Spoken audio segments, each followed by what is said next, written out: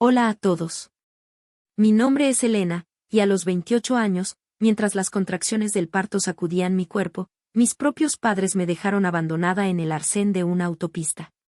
La razón que me dieron, la justificación que se susurraron a sí mismos mientras se alejaban, fue que mi hermana menor, Clara, necesitaba paz y silencio.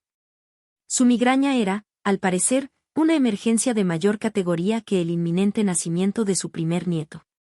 Poco sabían ellos que en el frío asfalto de esa carretera, mientras los coches pasaban zumbando como depredadores indiferentes, no solo estaba a punto de nacer mi hijo. También estaba naciendo una nueva versión de mí. Una mujer que nunca más, jamás, volvería a mendigar su amor o su atención. Si alguna vez te has sentido invisible en tu propia familia, si alguna vez has sentido que tu existencia era secundaria a la de otra persona, quédate, porque esta historia es para ti.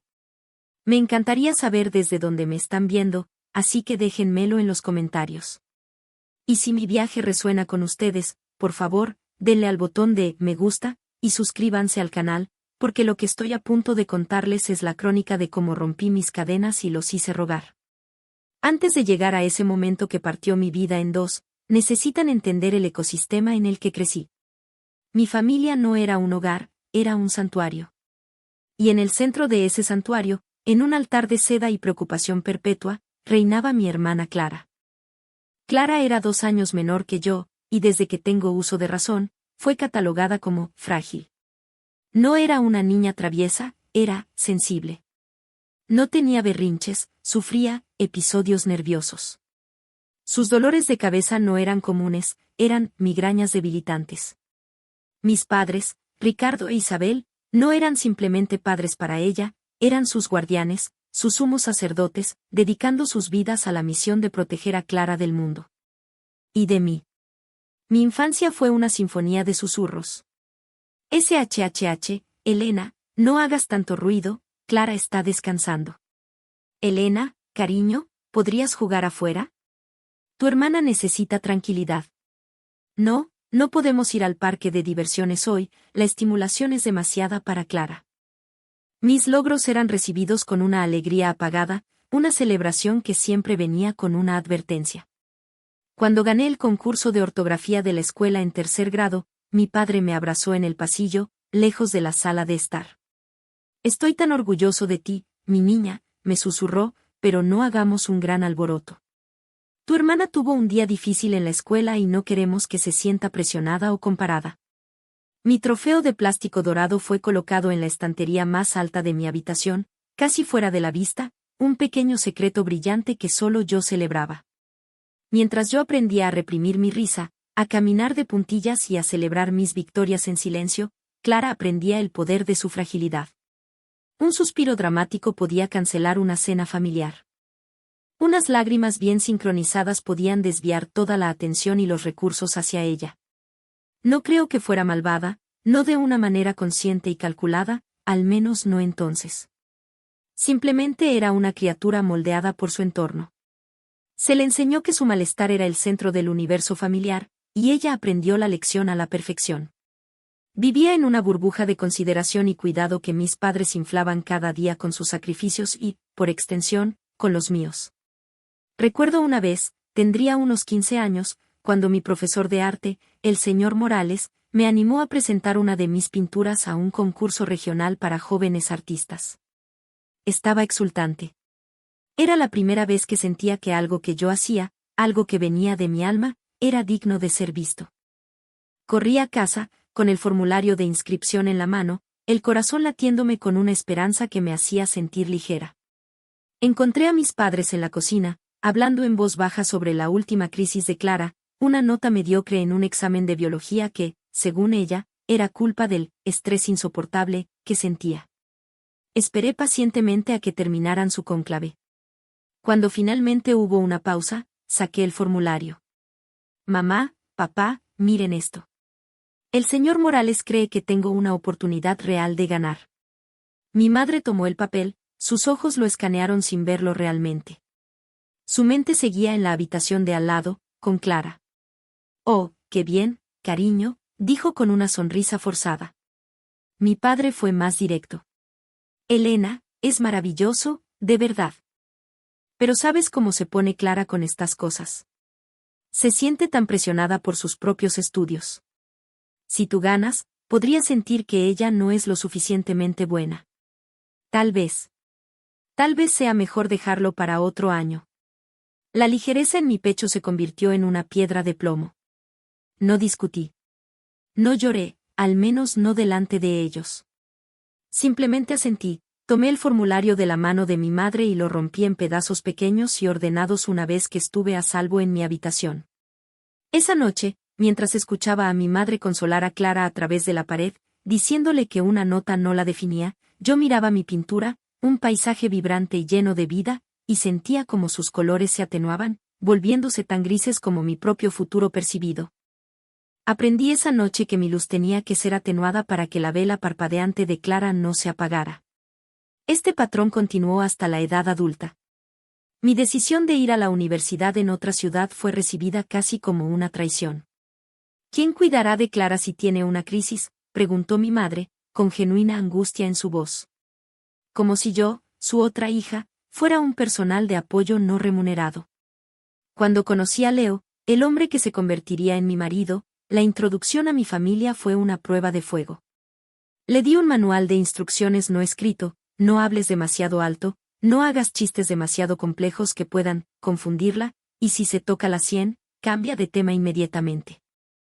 Leo, bendito sea su corazón paciente y perspicaz, vio a través de la farsa desde el primer día. Después de nuestra primera cena familiar, una vez que estuvimos a salvo en su coche, se volvió hacia mí y me dijo: tu familia no está cuidando a una persona enferma, Elena. Están orbitando alrededor de un agujero negro emocional. Y te están arrastrando con ellos. Fue la primera vez que alguien validó el sentimiento de locura que había albergado durante años. Lloré. Lloré por la niña que tuvo que ocultar su trofeo, por la adolescente que rompió su sueño en pedazos, por la mujer que tenía que enseñar a su pareja a encogerse para encajar en su propia casa familiar. Nuestro matrimonio fue pequeño, íntimo y, sobre todo, tranquilo. La razón oficial fue que queríamos algo sencillo. La razón real era evitar el estrés de una gran boda en Clara, quien, a pesar de todo, insistió en ser mi dama de honor y luego se pasó la mitad de la recepción en una habitación tranquila porque la música estaba perforando su cráneo. Leo me sostuvo la mano bajo la mesa, su pulgar dibujando círculos tranquilizadores sobre mi piel, un ancla en mi mar de obligación familiar. Y entonces, llegó el embarazo. La noticia de que íbamos a tener un bebé debería haber sido un momento de pura alegría. Y para Leo y para mí, lo fue. Compramos libros, pintamos la guardería de un suave color amarillo y soñábamos con nuestro futuro como una familia de 3. Pero cuando se lo contamos a mis padres, su primera reacción no fue de alegría. Fue de ansiedad. Oh, Dios, dijo mi madre, llevándose una mano al pecho. Un bebé. El llanto. ¿Cómo lo sobrellevará Clara? Mi padre asintió gravemente. Tendremos que preparar un plan para cuando el bebé esté aquí. Para asegurarnos de que Clara tenga un espacio seguro al que retirarse. Estaba embarazada de su nieto, y su primera preocupación era crear una ruta de escape para mi hermana. Leo casi explotó. Pude sentir la ira irradiando de él. Ricardo, Isabel, dijo con una calma helada que era mucho más aterradora que cualquier grito, están a punto de convertirse en abuelos. Quizás podrían intentar fingir un poco de entusiasmo por ese hecho, en lugar de planificar inmediatamente la gestión de crisis de su otra hija. Se produjo un silencio incómodo. Mis padres parecían genuinamente desconcertados, como si Leo les estuviera hablando en un idioma extranjero. No entendían que su comportamiento fuera anormal. Para ellos, era simplemente amor. Un amor retorcido y desequilibrado que me había estado asfixiando lentamente toda mi vida. A medida que mi vientre crecía, también lo hacía la tensión. Leo tenía un viaje de trabajo ineludible programado para la semana en que salía de cuentas. Era una conferencia internacional en la que iba a ser ponente principal, una oportunidad que podría definir su carrera. Estuvimos agonizando por ello durante semanas. No iré, dijo una noche. No te dejaré sola. Lo amaba por eso, pero no podía dejar que lo hiciera. Irás, le dije, poniendo mi mano sobre la suya. Es demasiado importante. Estaré bien. Mis padres están aquí. Me llevarán al hospital. Es lo menos que pueden hacer. Oh, la amarga ironía de esas palabras. Es lo menos que pueden hacer. Hablé con mis padres. Les expliqué la situación. Me colmaron de tranquilizadoras promesas. Por supuesto, cariño, dijo mi madre, su voz llena de una sinceridad que ahora me revuelve el estómago. Estaremos listos. Solo una llamada y saldremos por la puerta. No te preocupes por nada. Mi padre añadió, somos tus padres, Elena. Siempre estaremos ahí para ti. Creí en esa promesa. A pesar de toda una vida de pruebas en contrario, una parte desesperada y optimista de mí todavía quería creer que, cuando realmente importara, cuando fuera una cuestión de vida o muerte, ellos elegirían a su otra hija. Que finalmente, sería mi turno. Qué tonta fui. La mañana en que Leo se fue al aeropuerto fue difícil. Me besó profundamente, con sus manos acunando mi enorme vientre. Te amo, susurró contra mi piel.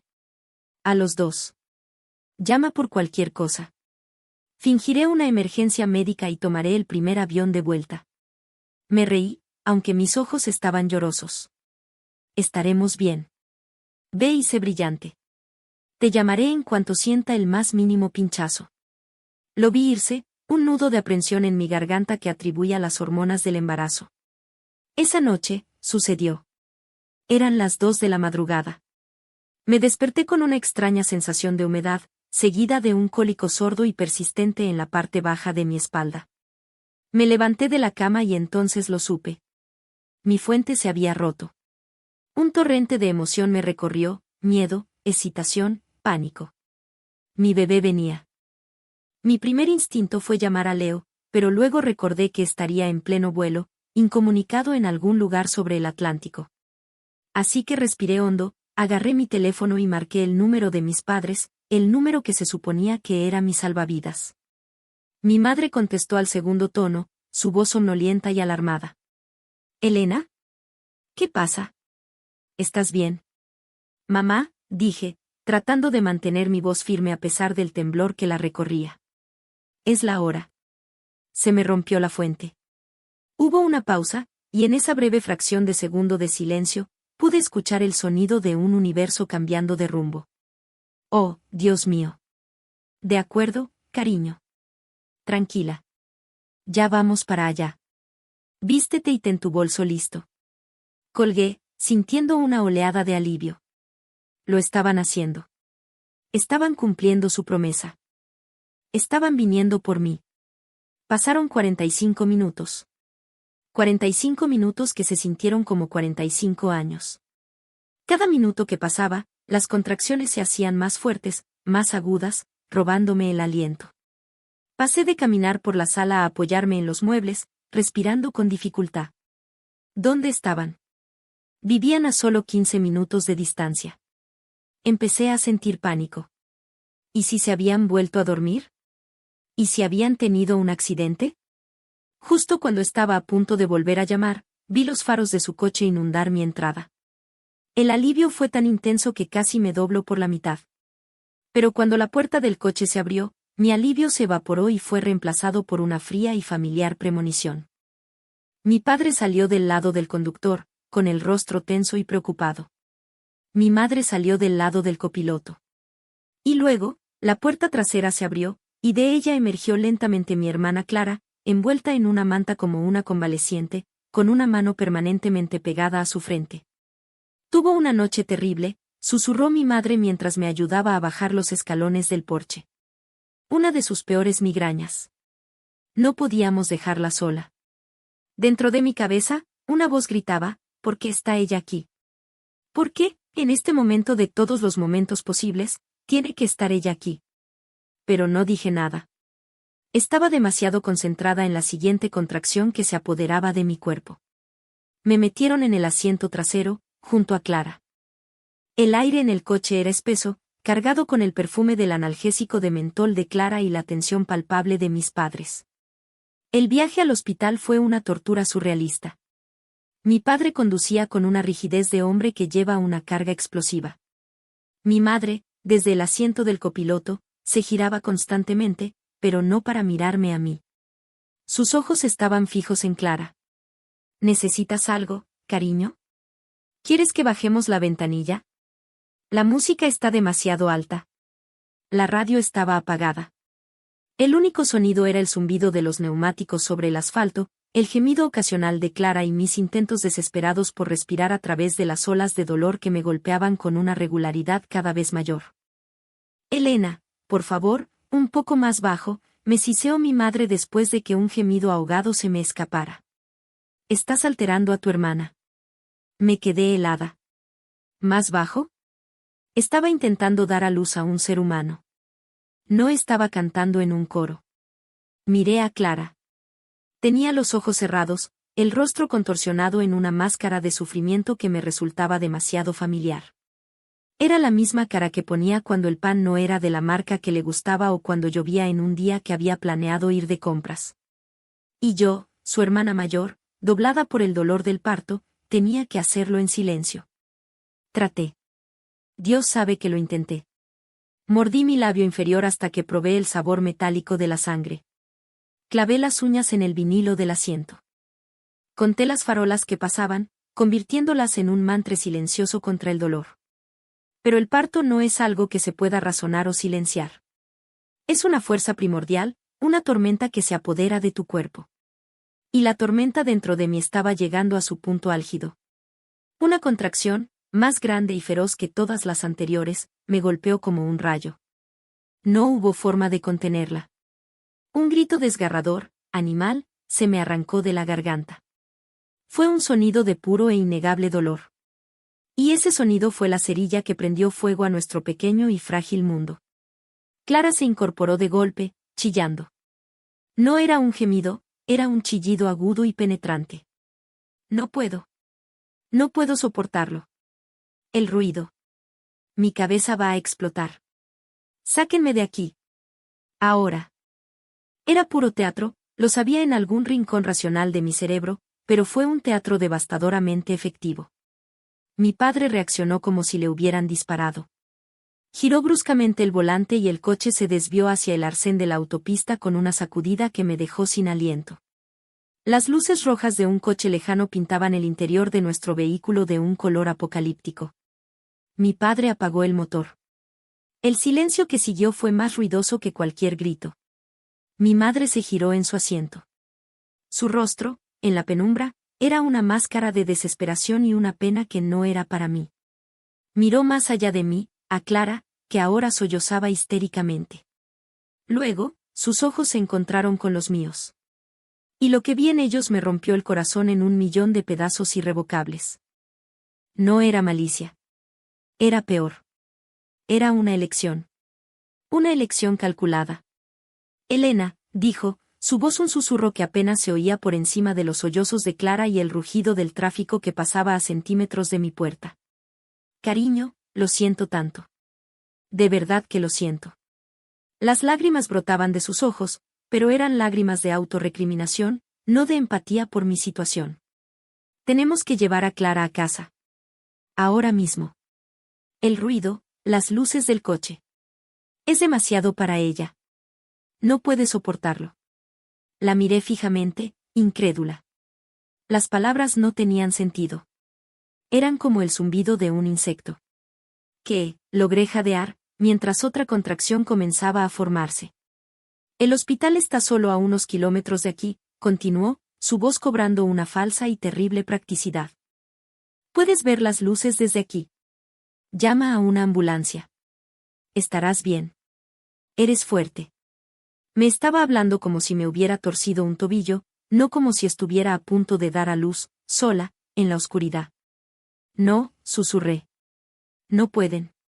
No era una súplica. Era una declaración de incredulidad. Esto no podía estar pasando. Pero estaba pasando. Mi padre ya estaba fuera del coche, abriendo la puerta trasera. Vamos, Clara, dijo con una suavidad que nunca había usado conmigo en un momento de necesidad. Mi madre me desabrochó el cinturón de seguridad, sus manos temblaban. Sal del coche, Elena. Por favor. La ayudaron a salir. Me empujaron suavemente, casi como una disculpa. Me encontré de pie sobre la grava suelta del arcén, con el bolso del hospital en la mano, el viento frío de la noche azotando mi camisón. Los vi meter a Clara de nuevo en el coche. Mi padre me dirigió una última mirada, una mezcla de vergüenza y resolución. Lo siento, hija, murmuró a través del cristal.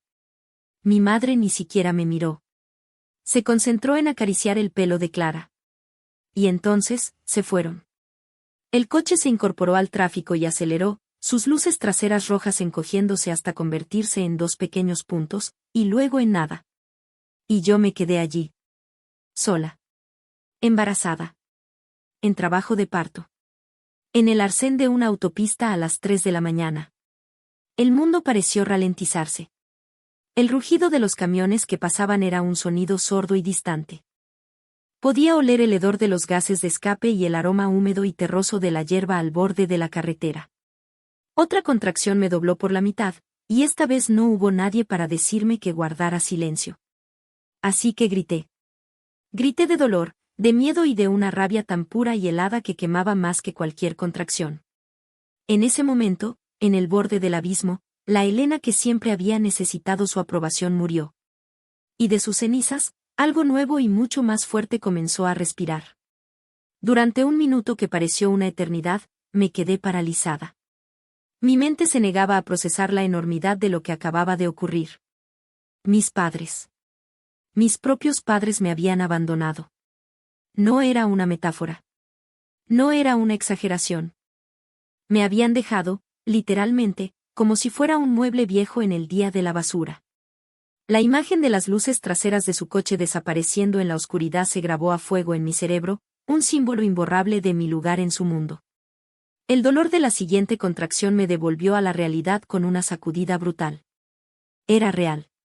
Estaba sola y mi bebé venía. El pánico, frío y afilado, amenazó con ahogarme. Me apoyé contra la barandilla de metal, el frío se filtraba a través de mi ropa fina, y busqué a tientas mi teléfono en el bolsillo de mi abrigo. Mis manos temblaban tanto que casi se me cae. La pantalla se iluminó, revelando la cara sonriente de Leo y mía en nuestra luna de miel.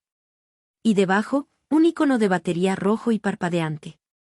5%. Un sollozo seco se me escapó. 5%. Tenía una oportunidad, tal vez dos, de hacer una llamada. Mi primer instinto, un reflejo arraigado por el amor y el pánico, fue llamar a Leo. Marqué su número, pero como esperaba, saltó directamente al buzón de voz. El cliente que llama no está disponible. Estaba a 30000 pies de altura, completamente ajeno a la pesadilla que se desarrollaba en tierra. Colgué antes de que la operadora terminara la frase, para ahorrar la preciosa batería. Me quedaba una opción. Con dedos temblorosos y la visión borrosa por las lágrimas de rabia y dolor, marqué el número de emergencias. La voz que respondió al otro lado fue la cosa más tranquilizadora que había oído en mi vida. Era una mujer, tranquila, profesional, serena. 911, ¿cuál es su emergencia? Estoy de parto, logré decir entre jadeos, mientras otra ola de dolor me recorría. Estoy en la autopista. Mi familia. Me dejaron. Hubo una pequeña pausa en el otro lado. No fue una pausa de incredulidad, sino de procesamiento. Pude imaginarla, sentada en una habitación iluminada, asimilando la extraña y horrible frase que acababa de pronunciar. De acuerdo, señora. Mantenga la calma. ¿Puede decirme en qué autopista se encuentra? ¿Ve alguna señal o punto de referencia? Con dificultad, levanté la vista. A lo lejos, podía ver el resplandor de las luces de la ciudad y el contorno de una salida. Le di la información lo mejor que pude, mi voz quebrándose con cada palabra. Una ambulancia ya está en camino hacia usted, señora. Quédese al teléfono conmigo. ¿Cómo se llama? Elena, susurré. De acuerdo, Elena. Lo estás haciendo muy bien. Es tu primer bebé. Hablamos durante unos minutos, su voz tranquila era un ancla en mi tormenta. Me hizo preguntas sobre mis contracciones, me guió a través de ejercicios de respiración. No preguntó por qué me habían dejado. No necesitaba hacerlo. El juicio no estaba en su voz, solo una profesionalidad compasiva que era un bálsamo para mi alma herida. Cada minuto que pasaba se sentía como una hora, pero saber que la ayuda venía en camino me dio la fuerza para aguantar. Finalmente, vi unas luces parpadeantes rojas y azules acercándose en la distancia. Nunca en mi vida había sentido un alivio tan profundo. La ambulancia se detuvo justo detrás de mí, bañándome en un halo de luz segura. 2 paramédicos saltaron. Un hombre joven y una mujer de unos 50 años, con un rostro amable y ojos que habían visto de todo. Fue ella quien se acercó a mí. «Elena», preguntó suavemente. Asentí, incapaz de hablar. Me ayudó a sentarme en la parte trasera de la ambulancia, envolviéndome en una manta cálida. Mientras su compañero tomaba mis signos vitales, ella me miró con una compasión que me desarmó. «¿Quieres contarnos qué pasó, cariño?» La operadora dijo que te dejaron aquí. Las compuertas se abrieron. Entre sollozos y contracciones, la historia salió a borbotones. Mis padres. Mi hermana. La migraña. La paz y el silencio. El coche alejándose. Cuando terminé, el joven paramédico me miraba con la boca abierta, horrorizado. Pero la mujer mayor, cuyo nombre descubrí que era Sofía, simplemente asintió. Puso su mano cálida sobre la mía. «Te dejaron», repitió, no como una pregunta, sino como una afirmación, una validación. «En trabajo de parto. Porque tu hermana tenía dolor de cabeza». Miró a su compañero. En 20 años haciendo esto, creí que lo había visto todo. Luego se volvió hacia mí, y sus ojos se clavaron en los míos. «Bueno, Elena. Olvídate de ellos por ahora. Ya no importan. Lo único que importa ahora eres tú y este bebé. Y déjame decirte algo, eres increíblemente fuerte por haber pasado por esto. Lo estás haciendo genial. Nosotras te cuidaremos ahora». Esas palabras. Esas simples palabras de una extraña fueron el antídoto para toda una vida de veneno. «Nosotras te cuidaremos ahora». Lloré de nuevo, pero esta vez no eran lágrimas de rabia o abandono. Eran lágrimas de gratitud. En la parte trasera de esa ambulancia, rodeada por la amable competencia de 2 extraños, me sentí más segura y cuidada que en toda la noche que pasé con mi propia familia. El viaje al hospital fue un borrón de sirenas, baches y el rostro tranquilizador de Sofía. Me mantuvo hablando, me sostuvo la mano durante las peores contracciones. Cuando llegamos, ya estaban esperándome. Me llevaron rápidamente a una sala de partos, y todo se convirtió en un torbellino de actividad. Enfermeras, médicos, monitores pitando. En medio de todo ese caos controlado, me sentí extrañamente en calma. La rabia que había sentido en la autopista se había enfriado, solidificándose en una columna de acero en mi interior.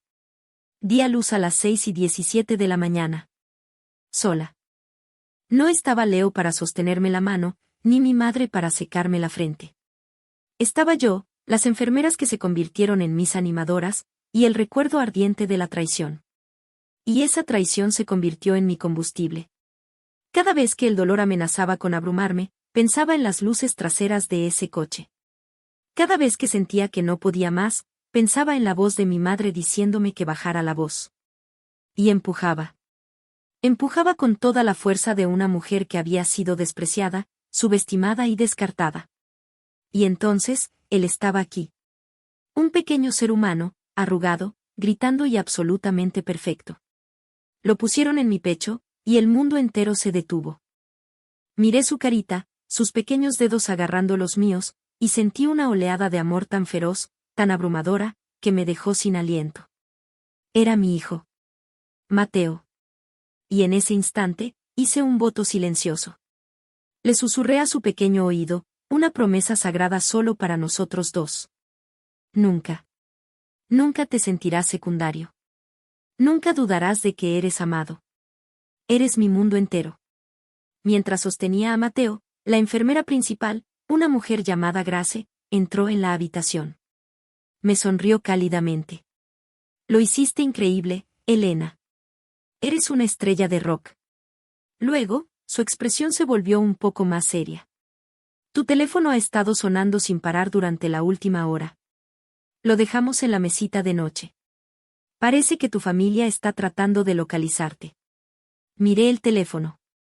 La pantalla estaba iluminada con una docena de llamadas perdidas de mamá y papá y una avalancha de mensajes de texto. Elena, ¿estás bien? ¿Llegaste al hospital? Por favor, contéstanos. Estamos preocupados. Lo sentimos mucho por lo de antes. Clara estaba realmente mal. Ya se siente un poco mejor. Elena, esto no es gracioso. Llámanos. Leí los mensajes, y no sentí nada. Ni rabia, ni dolor. Solo un vacío helado. La parte de mí que se habría sentido culpable o que habría corrido a tranquilizarlos estaba muerta, enterrada en algún lugar del arcén de la autopista. Cogí el teléfono y, con un movimiento tranquilo y deliberado, lo apagué. Luego volví a mirar a mi hijo. Somos solo nosotros por ahora, pequeño, le susurré. Somos solo nosotros. Ese fue mi verdadero punto de inflexión. No fue un grito en la oscuridad, sino un clic silencioso. El sonido de una puerta cerrándose para siempre.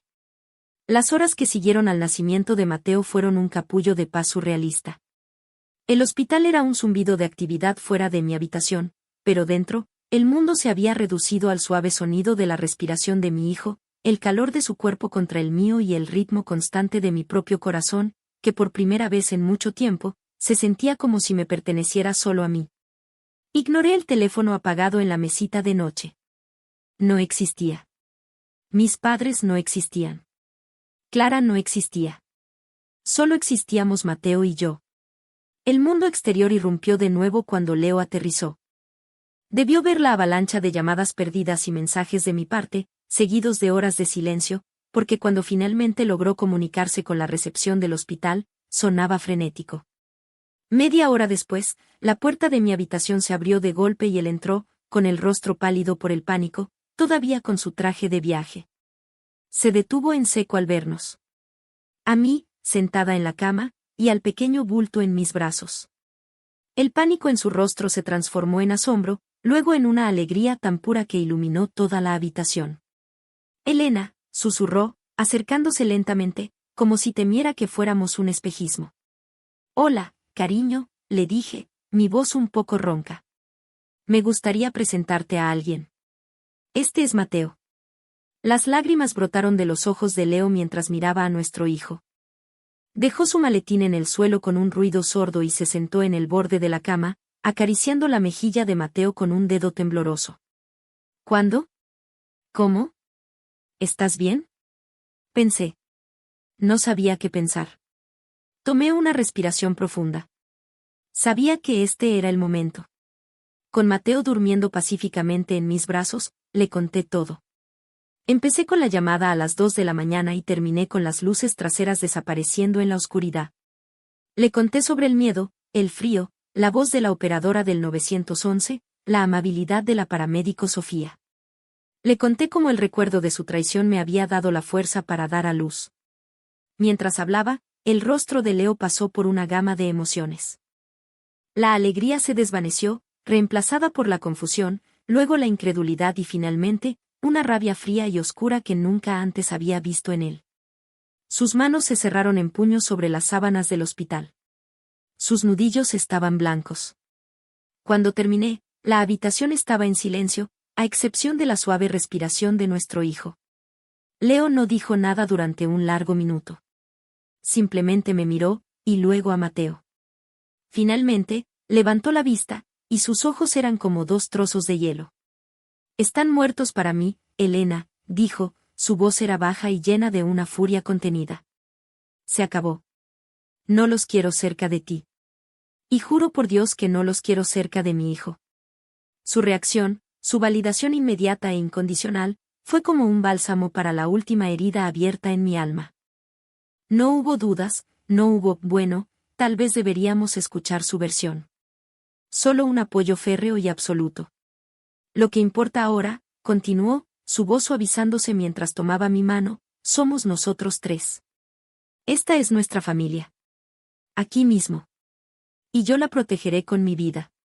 Asentí, Las lágrimas que no había derramado por mí misma ahora caían libremente por él, por nosotros. Lo sé, susurré. Fue Leo quien encendió mi teléfono. La pantalla cobró vida con una explosión de notificaciones. Más de 50 llamadas perdidas. Docenas de mensajes de texto, cada uno más frenético que el anterior. Pasaban de la preocupación fingida a la frustración y la ira. Elena, ¿dónde estás? ¿Por qué no contestas? Hemos llamado a todos los hospitales. Nadie nos da información. Esto es ridículo. Somos tus padres. Tenemos derecho a saber. Tu padre está muy enfadado. Has causado muchos problemas. El último mensaje, enviado hacía solo 10 minutos, era de mi madre. Isabel y Ricardo, los padres de Elena, están en la recepción. Exigen ver a su hija y a su nieto. Leo leyó los mensajes por encima de mi hombro, su mandíbula se tensó aún más. No, dijo simplemente. Tomó el teléfono de mi mano. Con calma, bloqueó sus números. Luego, abrió un nuevo mensaje y me miró. ¿Qué quieres decirles? Por primera vez, sentí el poder. El poder de controlar el acceso a mi vida. El poder de establecer un límite. Diles la verdad, dije, mi voz sorprendentemente firme. Y diles que se vayan. Con mi aprobación, Leo escribió una respuesta corta y precisa, no para ellos, sino para el número de mi tía, que sabíamos que estaban usando para tratar de comunicarse. A quien corresponda, Elena y el bebé Mateo están sanos y descansando. La decisión de abandonarla en la autopista fue incalificable. Necesitamos espacio y tiempo para procesar esta traición. No vengan al hospital. No intenten contactarnos. Cualquier intento de hacerlo será ignorado. Cuando Elena esté lista, y si decide estarlo, se pondrá en contacto. Fin del comunicado. Pulsó enviar. El alivio que sentí fue físico. Fue como si me hubieran quitado una armadura de 100 kilos de encima. Por primera vez en 28 años, no estaba gestionando sus sentimientos. No estaba anticipando sus reacciones. Estaba cuidando de mí misma y de mi hijo. Pasamos los siguientes 2 días en el hospital en una burbuja de felicidad. Leo era un padre natural, cambiando pañales con una concentración torpe y adorable, sosteniendo a Mateo contra su pecho durante horas. Aprendimos los pequeños ruidos de nuestro hijo, estudiamos sus rasgos. Fuera de nuestra puerta, el mundo seguía girando, pero dentro, estábamos creando uno nuevo. Las enfermeras nos dijeron que mis padres habían intentado volver varias veces, pero la seguridad del hospital, informada por Leo, les negó la entrada cortés pero firmemente. Aparentemente, habían montado una escena, con mi madre llorando y mi padre exigiendo hablar con el director del hospital. Pero sus tácticas ya no funcionaban. El hospital no era su casa, no podían controlar la narrativa aquí. Cuando llegó el momento de irnos a casa, Leo organizó todo para que pudiéramos salir por una puerta lateral, evitando cualquier posible emboscada en la entrada principal. Mientras caminábamos por el pasillo, con Mateo acunado de forma segura en su portabebés, me sentí como una persona completamente diferente a la mujer que había llegado en ambulancia hacía apenas unos días. Esa mujer estaba aterrorizada y sola. Yo, ahora, era una madre. Era una leona. Y me iba a casa a proteger a mi cachorro. Las primeras semanas en casa fueron a la vez agotadoras y mágicas. La falta de sueño, las tomas nocturnas, la abrumadora responsabilidad. Todo ello se vio atenuado por el inmenso amor que sentía por Mateo y el apoyo inquebrantable de Leo. Y en el fondo, un silencio. Un silencio de radio de mi familia de origen. Habían recibido el mensaje. Por ahora. Pero sabía que no duraría. Mi familia operaba bajo la creencia de que cualquier problema podía resolverse con suficiente persistencia y presión emocional.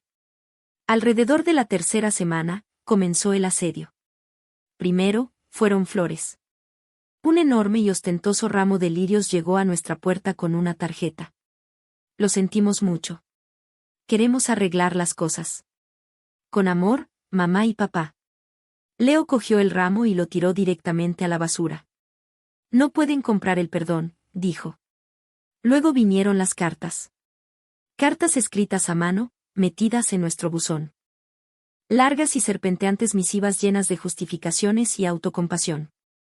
No entiendes la presión a la que estábamos sometidos, escribió mi madre. Clara estaba en una agonía real. Tuvimos que tomar una decisión imposible en una fracción de segundo. Mi padre escribió sobre cómo le había fallado como hombre y como padre, pero luego pasó a detallar lo difícil que había sido para él ver a Clara sufrir tanto. Sus disculpas siempre venían con un asterisco que desviaba la culpa. Leí las 2 primeras y luego dejé de hacerlo. Se amontonaban en un cajón, sin abrir. Después de las cartas, pasaron a los ataques indirectos. Empezaron a llamar a Leo a su móvil del trabajo.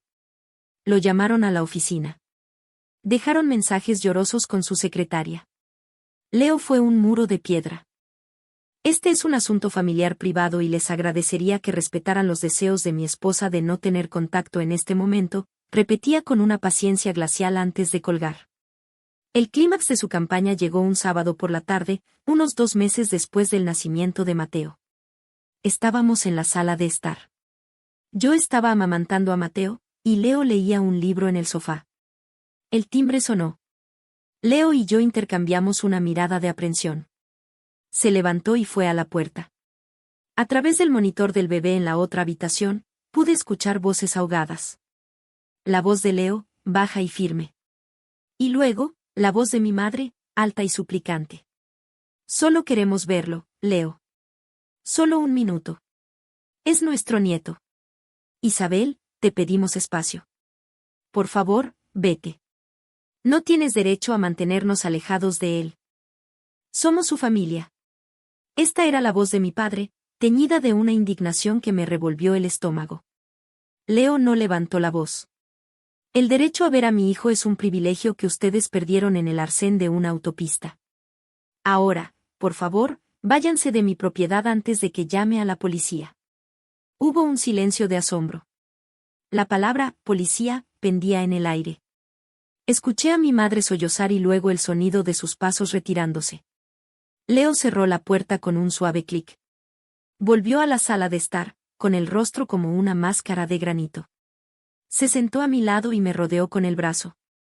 Apoyé mi cabeza en su hombro, el calor de Mateo contra mi pecho, y sentí un temblor recorrer mi cuerpo. La batalla había terminado, por ahora. Pero sabía que la guerra estaba lejos de acabar. Solo estaban reagrupándose para su próximo asalto. Y yo tenía que estar preparada. Los meses que siguieron se asentaron en un nuevo tipo de normalidad.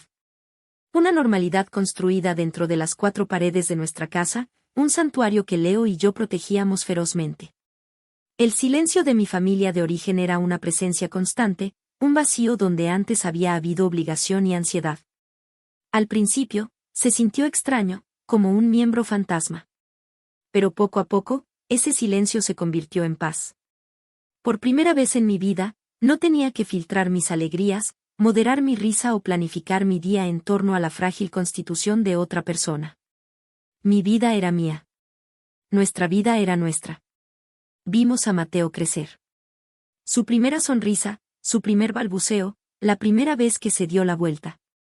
Cada hito era una celebración pura, sin adulterar, compartida solo entre Leo y yo. Nos convertimos en un equipo, una unidad autosuficiente y unida por un amor profundo y una experiencia traumática compartida. Sin embargo, sabía que este interludio de calma no podía durar. Mis padres no eran del tipo que aceptaba un no como respuesta. Para ellos, la familia era un contrato inquebrantable, sin importar cuán tóxicos fueran los términos. Su silencio no era aceptación, era una retirada estratégica. Su siguiente ofensiva fue mucho más astuta y, en muchos sentidos, más cruel. Dejaron de intentar el contacto directo y empezaron a movilizar a la caballería, la familia extendida. Tías, tíos, primos. Personas que solo conocían la versión cuidadosamente editada de los acontecimientos. La narrativa que sin duda les habían contado era la de una hija primeriza, hormonal e ingrata, que castigaba cruelmente a sus padres preocupados por un malentendido, en un momento de estrés. Los mensajes empezaron a llegar a través de intermediarios. Mi tía Carol me llamó, su voz empapada de una falsa dulzura. Elena, cariño, tu madre está destrozada. Apenas come. Tienes que entender que solo estaban pensando en la salud de Clara. ¿Sabes lo delicada que es? Mi primo Marcos me envió un mensaje de texto. Oye, Elena. El tío Ricardo está muy dolido. Dice que ni siquiera le dejas ver fotos del bebé. Eso es un poco duro, ¿no crees? Cada mensaje, cada llamada, era una pequeña puñalada, diseñada para hacerme sentir culpable, irracional, cruel. Durante un tiempo, funcionó. La culpa es un hábito difícil de romper, especialmente cuando ha sido tu compañera constante durante 28 años. ¿Estaba siendo demasiado dura? ¿Estaba reteniendo a Mateo por rencor? Las dudas se colaban en las tranquilas horas de la noche. Fue Leo quien me mantuvo firme.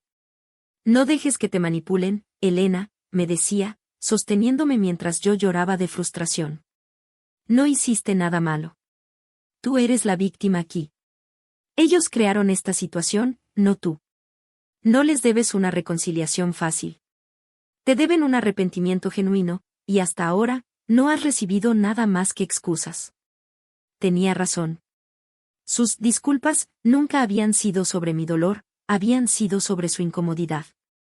No lamentaban haberme abandonado, lamentaban las consecuencias de sus acciones.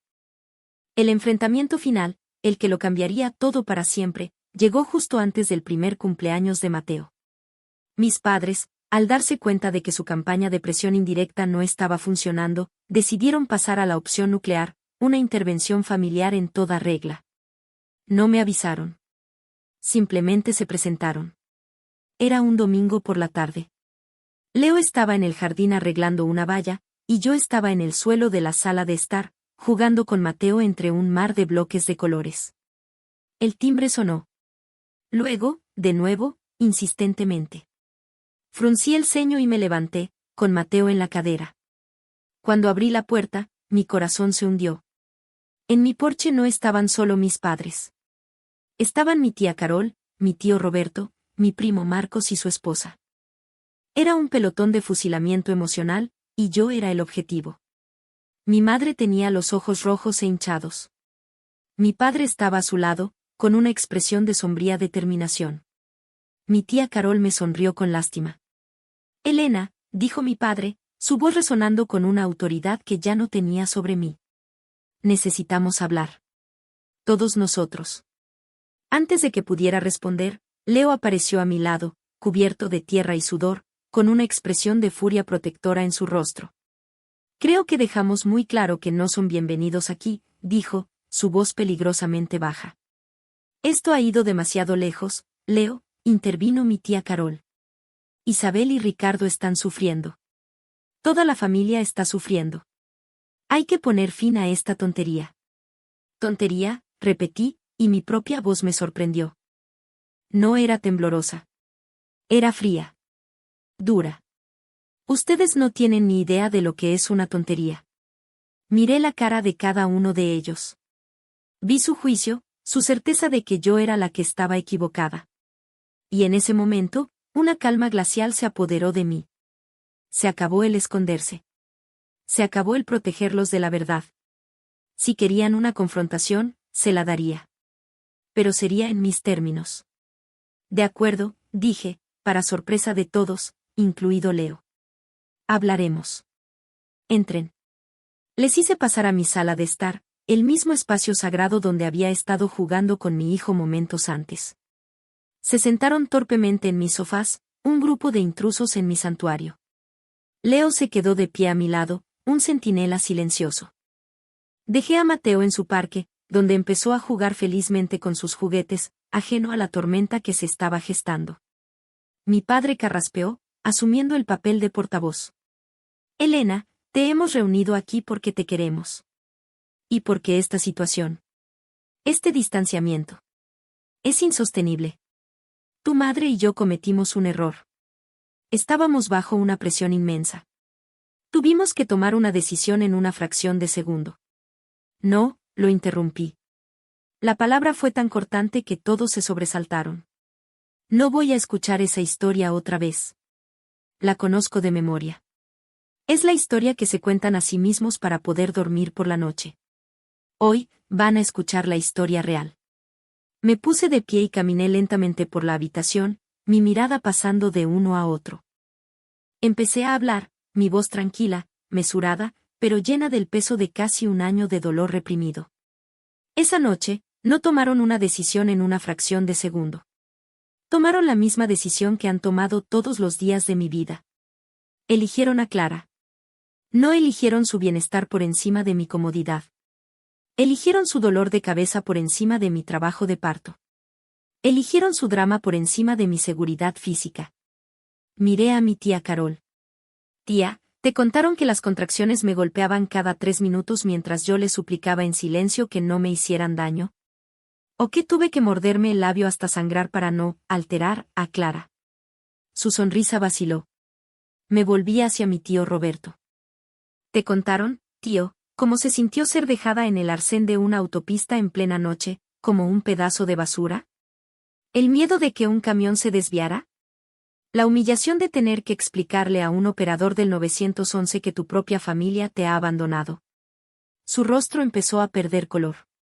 Y ustedes, dije, mi voz finalmente quebrándose, no de debilidad, sino de pura y justa ira, mientras me enfrentaba a mis padres. Ustedes se fueron. Me vieron en el espejo retrovisor, una mujer embarazada de 8 meses y medio, doblada por el dolor, y pisaron el acelerador.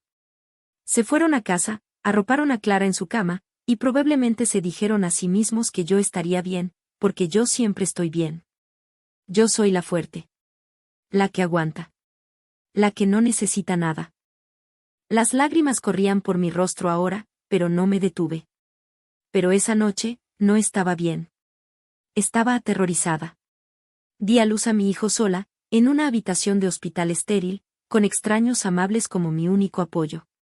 Y cuando nació mi hijo, cuando lo sostuve por primera vez, hice una promesa. Le prometí que él nunca, jamás, se sentiría como ustedes me hicieron sentir en ese momento, invisible, sin importancia, desechable. El silencio en la habitación era absoluto. Era un silencio pesado, lleno de la horrible y desnuda verdad. Las caras de mis tíos y primos eran máscaras de horror. Habían venido aquí esperando reprender a una hija desagradecida. En cambio, se encontraron cómplices de una historia de crueldad casi increíble. Mi madre fue la primera en romperse.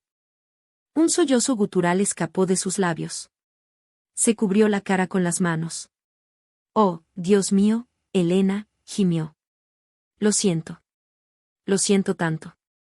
No lo vi así. Yo. No lo sé. Su voz se apagó en un llanto incontrolable. Mi padre, que siempre había sido el pilar de la familia, parecía haberse desmoronado. Estaba pálido como un fantasma, sus hombros caídos. Me miró, y por primera vez en mi vida, vi una vergüenza genuina y aplastante en sus ojos. No había excusas, ni justificaciones. Solo la cruda realización de su monstruoso error de juicio.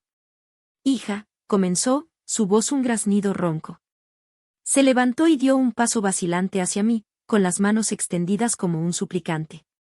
Por favor. Por favor, perdónanos. Haremos cualquier cosa. Solo. Por favor, déjanos conocer a nuestro nieto. Déjanos intentar arreglar esto. Te lo ruego, Elena. Ahí estaba. La súplica. El ruego. El momento que había anticipado y temido.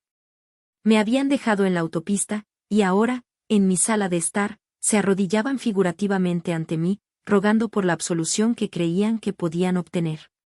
Miré a mi madre, que sollozaba sin control, y a mi padre, un hombre roto. No sentí triunfo. No sentí una dulce venganza. Solo sentí una tristeza profunda y agotadora por todo lo que habíamos perdido, por todo lo que habían destrozado. Tomé una respiración profunda, secándome las lágrimas con el dorso de la mano. Mi calma había vuelto. El perdón, dije, y mi voz resonó en la habitación silenciosa, no es un grifo que se abre y se cierra. No es algo que puedan exigir porque ahora se sientan mal. Es algo que yo, y solo yo, decidiré si puedo dar, y cuándo. Y su relación con mi hijo, añadí, mirando directamente a los ojos de mi padre, no es un derecho. Es un privilegio. Uno que se gana. Uno que ustedes perdieron espectacularmente hace casi un año. Me volví hacia el resto de mi familia. Espero que ahora entiendan por qué hemos necesitado espacio. La próxima vez que mis padres les cuenten su versión de la historia, quiero que recuerden lo que escucharon aquí hoy. La verdad. Nadie dijo una palabra. Mi tía Carol no podía mirarme a los ojos. Mi tío Roberto parecía enfermo. Uno por uno, en silencio, se levantaron y se fueron, dejando a mis padres solos en medio de mi sala de estar, rodeados por los escombros de la familia que habían dinamitado. Miré a mis padres, dos figuras patéticas y disminuidas. El camino de vuelta desde donde están ahora, les dije con una finalidad tranquila, es largo. Y empieza con que ustedes se vayan de mi casa. Ahora mismo. Se quedaron helados, como si esperaran que mi discurso terminara con un abrazo de reconciliación. Váyanse, repetí, mi voz sin inflexiones. Y esperen a que yo me ponga en contacto con ustedes. Esos son los términos. Tómenlos o déjenlos. Lentamente, como si sus cuerpos pesaran 1 tonelada, se levantaron y caminaron hacia la puerta. En el umbral, mi madre se volvió, con el rostro devastado. «¿Te pondrás en contacto?», susurró, la pregunta cargada con el peso de su futuro. La miré fijamente. «Eso depende enteramente de ustedes y de su capacidad para entender lo que realmente han hecho», respondí. Y cerré la puerta.